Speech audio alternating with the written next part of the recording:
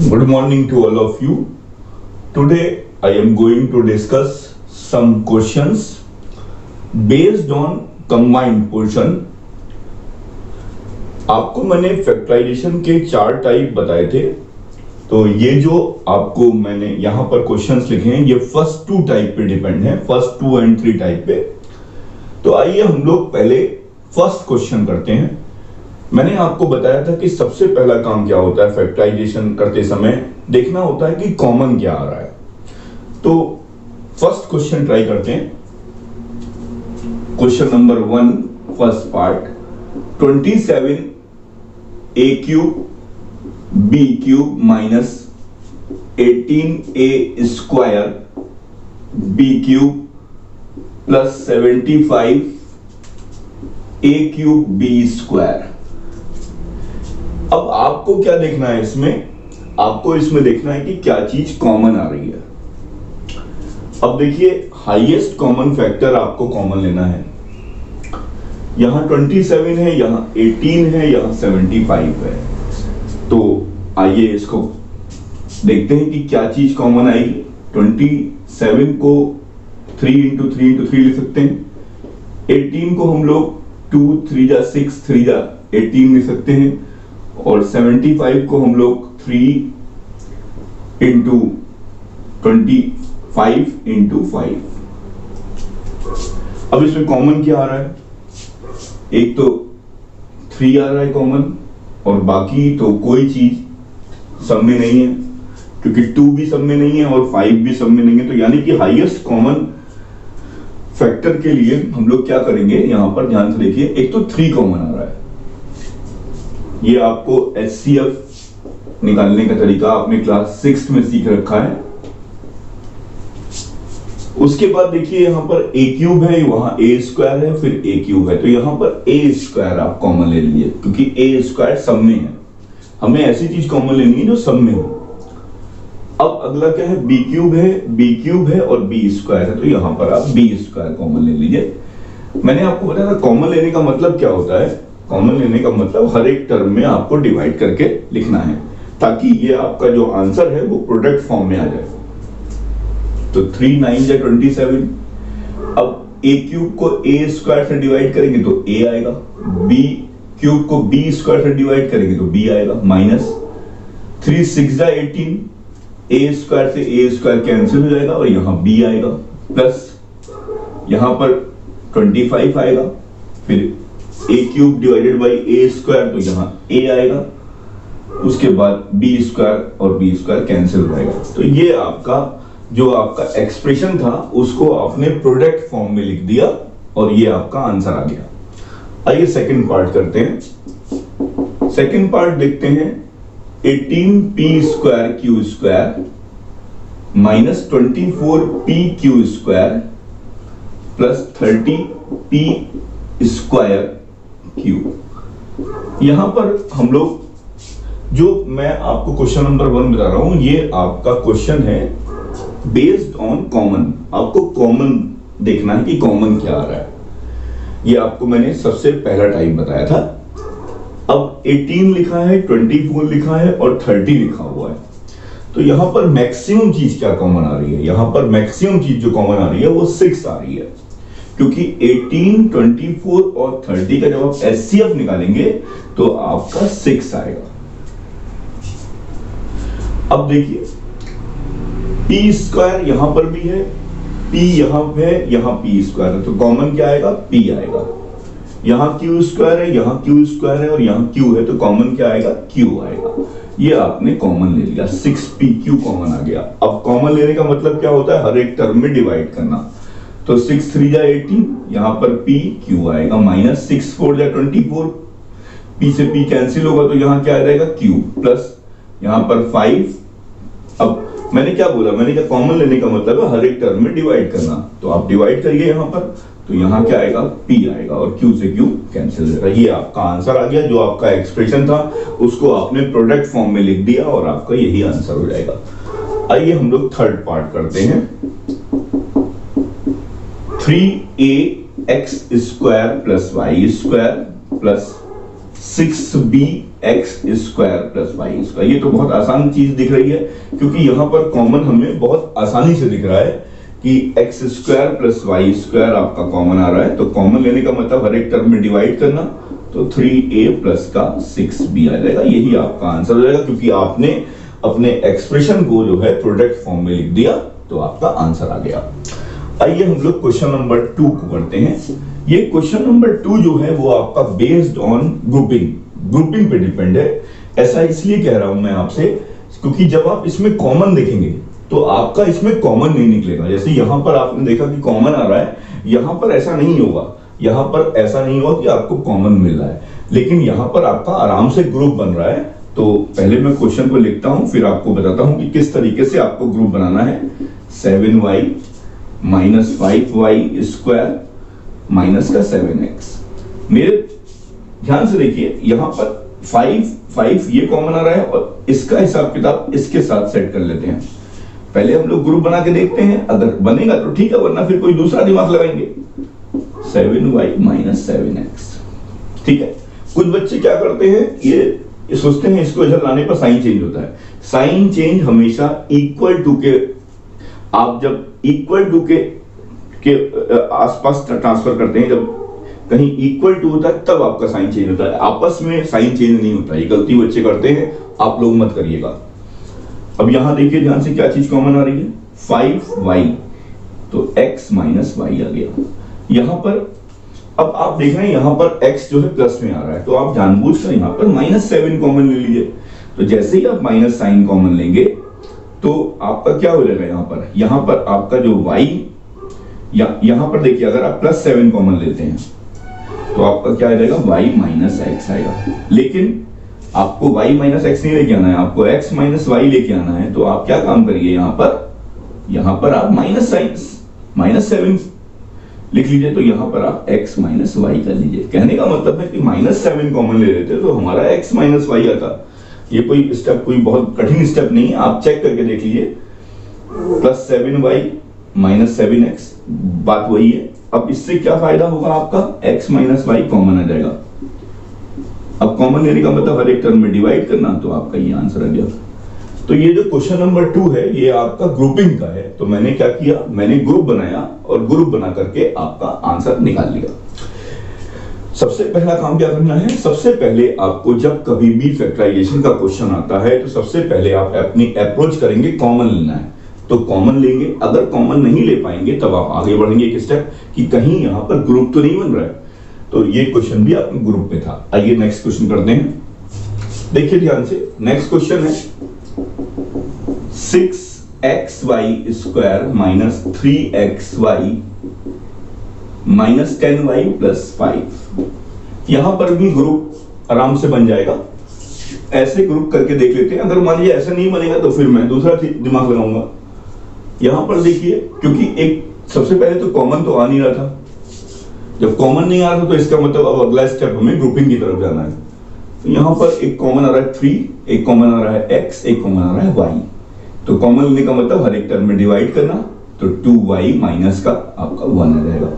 अब यहां पर आप क्या काम करिए, यहां पर 5 कॉमन आ रहा है, ठीक है, तो आप माइनस का 5 कॉमन लीजिए। यहां पर आप इसको ऐसे लिख दीजिए। अब चेक करिए आप, क्योंकि जब आप देखिए यहां पर आपका माइनस का 10y आ रहा है, जब आप -5 कॉमन लेंगे तो जो माइनस होगा तो ये आपका आ जाएगा 2y माइनस 1। चेक करके देख लीजिए, अगर कोई कंफ्यूजन हो रहा है तो चेक करिए, माइनस इंटू प्लस माइनस सही आ रहा है, माइनस इंटू माइनस प्लस सही आ रहा है, यानी कि आपने सही काम किया है।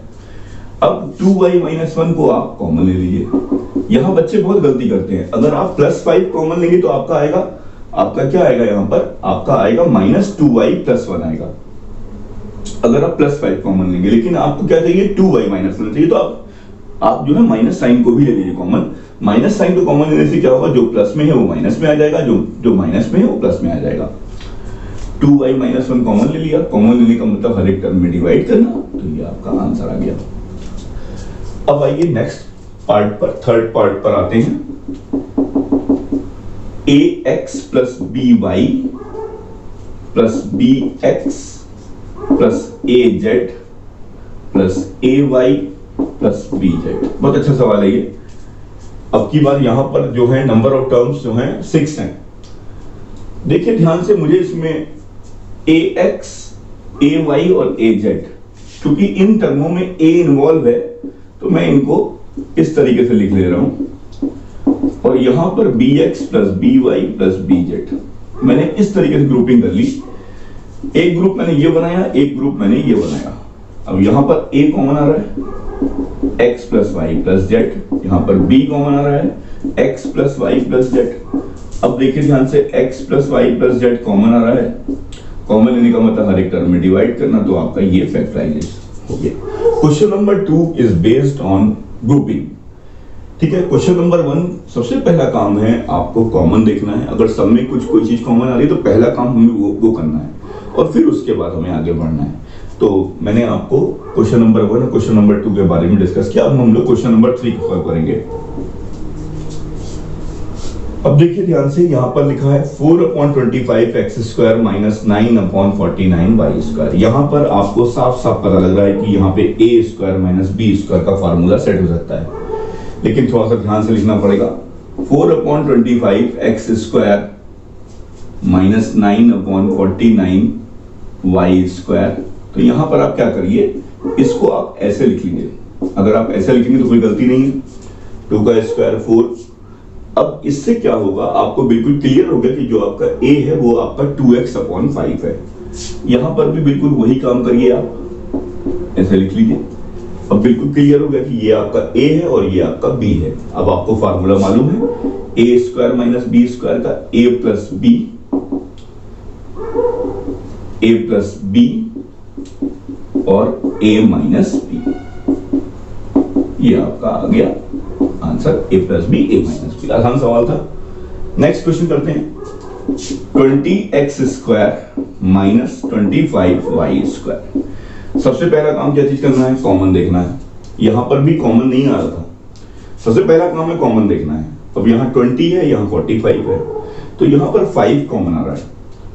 ठीक है, 5 कॉमन ले लीजिए तो क्या आएगा, 4x स्क्वायर माइनस का 9y स्क्वायर।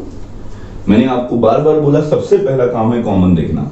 आपने क्वेश्चन नंबर 2 में देखा कोई भी चीज कॉमन नहीं थी, यहां पर भी आपने क्वेश्चन नंबर 3 के फर्स्ट पार्ट में देखा कोई भी चीज कॉमन नहीं थी, लेकिन यहां पर कॉमन आ रही है तो पहले मैंने कॉमन लिया।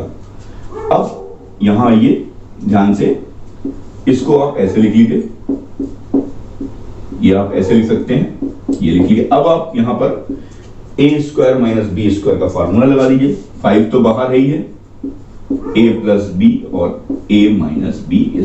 Question number 3 third part, 9x square minus y square plus 4y minus 4।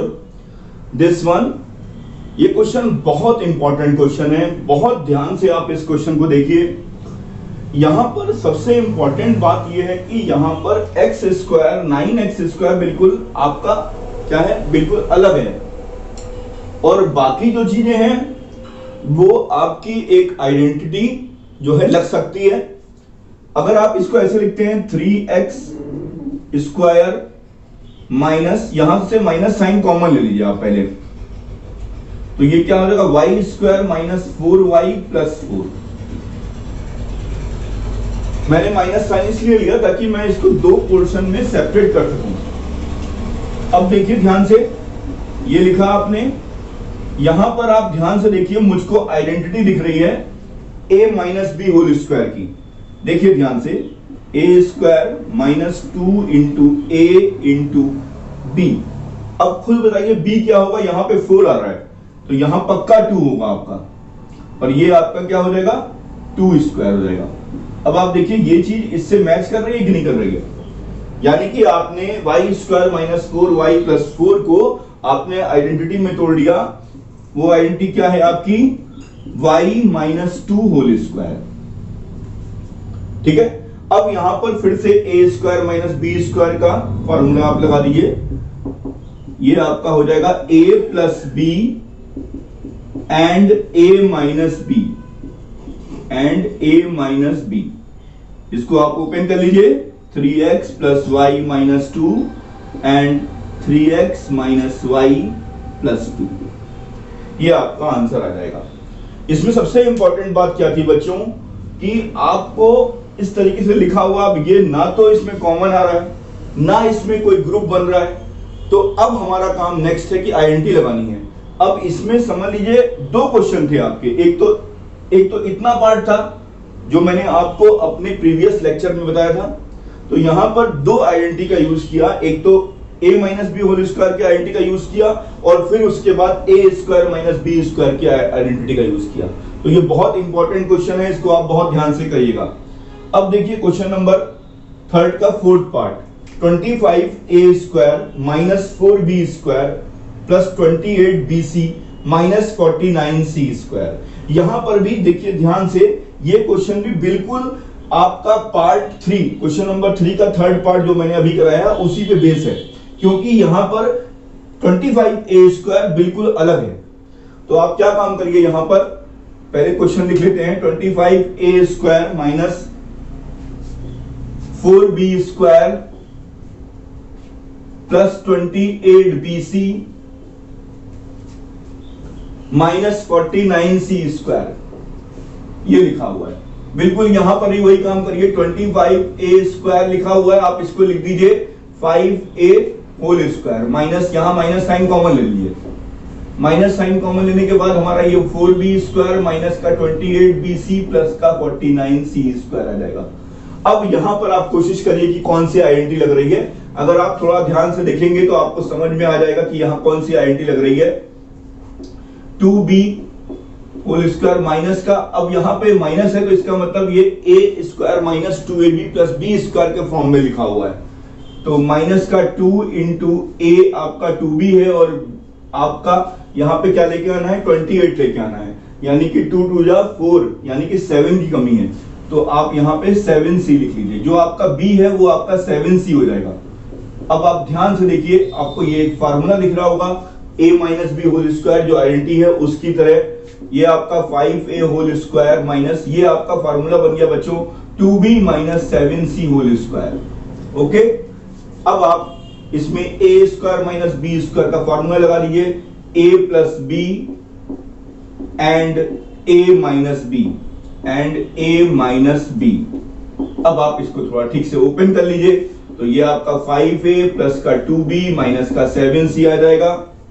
यहां पर आपका आएगा बच्चों 5a minus 2b plus 7c। जैसा कि आपने अभी थर्ड पार्ट किया था, बिल्कुल वैसे ही आपने इस पार्ट को भी किया। अब आइए नेक्स्ट क्वेश्चन करते हैं, वो भी ट्राई करते हैं। अब की बार यहां तो केवल ये तो सिंपल क्वेश्चन ही लग रहा है, क्योंकि अब की बार ये केवल 3 ही टर्म है। तो आइए इसको भी करते हैं। देखिए लिखा हुआ है 121b स्क्वायर, ये आपका फिफ्थ पार्ट है, minus 88bc plus 16c square. यहां पर देखते ही आपको a square minus 2ab plus b square का फॉर्मूला जैसा दिख रहा होगा, आप इसको थोड़ा ठीक से लिख लीजिए। ये आपने लिख दिया माइनस का 2 इंटू दिस वन, 2ab होता है। अब आप खुद बताइए, 11 2 22, यानी कि 4 की कमी है, 4c की कमी है, 4c की कमी है, यानी कि ये आपका b वाला टर्म हो जाएगा। अब आप ध्यान से देखिए, a स्क्वायर माइनस का 2ab प्लस b स्क्वायर। अब इसका फार्मूला आप सभी को पता है, a minus b whole square होता है, और इसका आंसर ये आ जाएगा 11b minus 4c, 11b minus 4c। ये आपका हो गया। आपको बहुत ध्यान से देखना है बच्चों कि आइडेंटिटी का यूज किस तरीके से हो रहा है। ये आपका टाइप 3 है, मैंने आपको बताया था अपने प्रीवियस लेक्चर में, इंट्रोडक्शन के लेक्चर में, जो आपका लेक्चर 1 था, उसमें मैंने ये चीज बताई थी कि आइडेंटिटी का यूज करके भी फैक्टराइजेशन निकाला जाएगा। अब आइए नेक्स्ट क्वेश्चन पे, 6th part, x to the power 4 minus y to the power 4। अब आप कहेंगे सर इसका फार्मूला तो आपने नहीं पढ़ाया है। ठीक है, मैंने इसका फार्मूला तो पढ़ाया है ना, ये हो गया। अब आप a square minus b square का फार्मूला लगाइए, a प्लस b और a माइनस b। अब इसका फिर से फार्मूला लग जाएगा, ये आपका हो जाएगा a प्लस b और a माइनस b। ये आपका आंसर आ जाएगा। कोई कठिन क्वेश्चन नहीं था, बहुत ही आराम से आपने क्वेश्चन को किया। अब आप इन सब की प्रैक्टिस करिएगा। कोई भी क्वेश्चन कठिन नहीं है। आपको क्या चीज ध्यान रखनी है, कॉमन लेना, ग्रुपिंग, उसके बाद यूजिंग आइडेंटिटी, और उसके बाद स्प्लिटिंग इनटू मिड टर्म्स। अभी हम स्प्लिटिंग इनटू मिड टर्म्स के क्वेश्चन अभी नेक्स्ट लेक्चर में करेंगे।